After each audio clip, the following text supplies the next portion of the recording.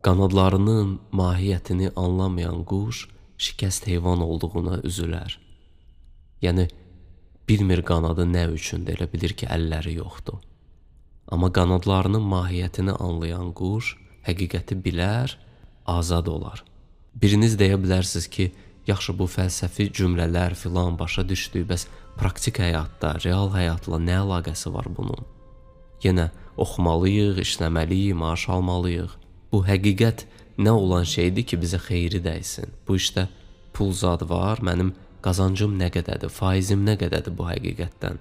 Görürsünüz necə sirk təfəkkürü ilə düşünürük? Bir ayıya yaxınlaşır ki, gecə ilə gəl qaçaq meşəyə.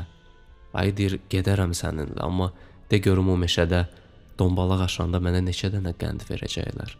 Müasir psixoloqların 99%-i sizə xoşbəxtlik satmağa çalışır. Effektiv insanların 7 vərdişi, düşün və zəngin ol, indinin gücü, varlı ata, kasıb ata, xəyallarınızı gerçəkləşdirin, müvəffəqiyyətin sirləri, bir sözə sığışdırsan, xoşbəxtlik.